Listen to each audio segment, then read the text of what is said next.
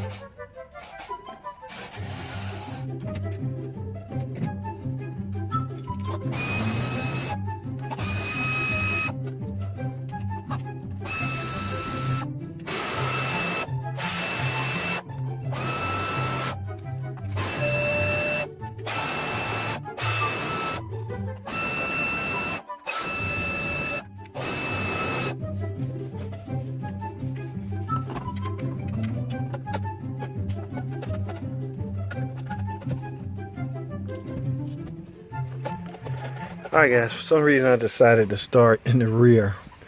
Well, not for some reason. I know the reason, because that's why I hear the noise at in the rear.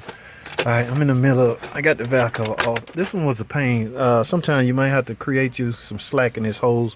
Man, just simply take this off of here. That way this hose you'll get you more room in the back to clear this part of the valve cover. So once you get this off, don't be too ashamed to take extra stuff off. A lot of veterans or a lot of older guys will criticize young people for taking stuff off that may not need to come off. But my thinking behind that is, if it makes your life simpler and easier, do it. Go for it. Don't be embarrassed by nothing you did. I hate when people come over here and say, you didn't have to take that off. Man, get out of here. Okay. Yes, I heard the noise back here. Now let me see. Let's do our field test, y'all. Now y'all know my thinking behind this field test is actually the cam lobe cannot be on the rocker, or you will fail the field test. I dubbed this the field test. Okay. Like I say, the field test will be successful if you check them all off of the lobe. And what do you know? I don't feel any loose. You know what that means? Either I'm wrong as far as which side it was on, or the bad one is on the lobe. Okay, let's take a closer look. All right, let me get down in here. All right, let's start up here. Oh, okay, guys. Okay. Look, I'm gonna try to zoom in right there. You see that? This is cylinder 5. You see that the roller part of that rocker all the way down, and it's passing the field test. It's not moving. That's because the lobe is on it. Perfect example. Perfect timing. I get to show y'all exactly what I'm talking about. This rocker is bad, but it passed the field test. Don't always go by the field test. You can go by the field test, but like I say, make sure cam is off the lobe. Look at this real good. Right there. Y'all see that roller part is all the way down. So technically, if I turn this cam and bring the lobe off of the rocker, then I probably would fail the field test. All right, that's what I'm gonna do. But let me caution you guys, man. Do not turn the camshaft at the cam, or do not rotate the engine at the cams. Okay, find you the socket size at the crankshaft and use the crankshaft to rotate it. Okay, as you can see, the lobes are up right here, and these pass. I mean, these are good. This lobe, these two lobes here are pointing upwards. They are good.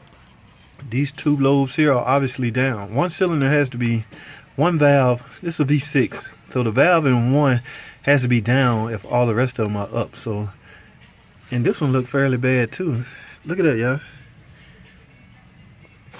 So I highly suspect these two right here are the culprit. Okay, so what I'm gonna do is take an ad break. I'm gonna go grab my crankshaft socket and rotate this engine so I can get these lobes off of these rockers and then do the field test. All right, guys, stay tuned. I'll go anywhere. I will be right back. All right, guys, I got the tire off and the cover off. We're gonna rotate this crankshaft just a little bit, just enough to get that number 3 intake valve off the lobe. Okay, I don't think you have to turn that much. That should about do it. Now let's go back up and look at it. All right, guys, I'm back on the top of the car. Like I said, I had to rotate the crankshaft in order to bring cylinder 3 or cylinder 5 intake valve cam lobes up. All right, now I have them up, and as you can see, let's do the field test now. It's off of the, and there you have it, guys. That's why I say the field test works successfully, but you cannot have the lobes on the rocker because it will mislead you. Because the lobe is pushing down on the rocker, you may think that it passed, and in fact, take a closer look at this. Yes, you can see where the cam lobe has been chewing. That's where the noise is coming from, but you can also see it went on too long and decided to eat up some of the cam shaft load. All right, so what I'm gonna end up doing is replacing this camshaft and all the rocker arms. Okay, that's why tear down time, what we call it, is so important if you want to get it right. This, I'm really not concerned with this particular car. It's not really it's a long story, but I'm okay with this. I am going to replace this camshaft, but I want you guys to understand tear down time is very important. And really, I can tell by the way it was ticking whether it may need a camshaft or not. It will give off a certain type of tick, sort of a thud type. A simple tick, then yeah, you probably just started ticking. Okay, that's why I highly ill-advise people go on for a long period of time with their engine ticking, because this what could happen. That has been chewing into, and on top of that, when I took the valve cover off, the load was on the rocker arm. So the average guy that's doing one of these for the first time would have started feeling around and go, ain't nothing wrong with him. Okay, then he would have went on to the other head, or this would have been his last head, or he wouldn't have found. In this case, just hypothetical, if this was the only one bad, and he had this off and he did the field test, it passed. He come back here and did this field test back here and it passed. He probably easy would have went, there's nothing wrong with the lifters or the rock arm. It has to be something else, maybe an engine. That's why tear down is so important. Okay, now my patented JT Pentastar field test works, guys. It works if the lobes are off of the rocker arms. I'm so glad the lobes was on the rocker arm so I can demonstrate what I'm talking about in this case. I know because like I said, when I looked down in there, I saw where the roller part was collapsed and the rocker, the lobe was on it. So that gave it away right now, guys. I have tons of video footage out there of me changing the rocker arms, okay, and camshaft. Now I will say this, I'm gonna put this disclaimer out here because I've been getting beat up lately by guys attempting to do this repair and ending up in a jam. Okay, I got drilled by one guy. I mean, he was watching the video. It seemed easy because I make it look easy because I have done a gazillion of them, so it is easy to me.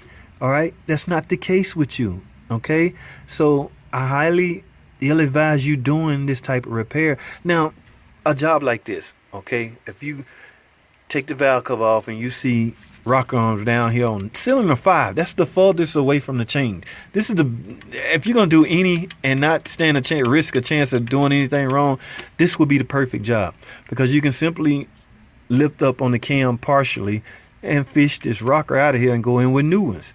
But that's not the case if you have rockers collapse in cylinder 1 or cylinder 3 for that matter, or cylinder 2 or cylinder 4, because they are closer to the timing chain, guys. All right, now I have a buddy, a YouTube buddy, Shaw Family Videos. He did a video where he showed you how to get in there. I mean, it's pretty tricky, and but he went through the process and he talked about how he was able to replace the rocker arms without interrupting the timing. Okay, I have no video footage of things like that. Okay, my man Shaw Family Videos, I'm gonna link his channel right here. Okay, Shaw Family Videos. He nailed it. He got it done. That was the whole goal. He got it done. It was his own personal car, no risk, no nothing, just he got it done. So I would direct you to him. If now again, I'm going to replace all the rockers and this cam, which means the timing is going to have to come apart.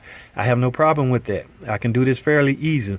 I'm not going to record it because I'm pressed for time. But if you're doing rockers, cylinder 1 or cylinder 2, watch my man Shaw Family Videos.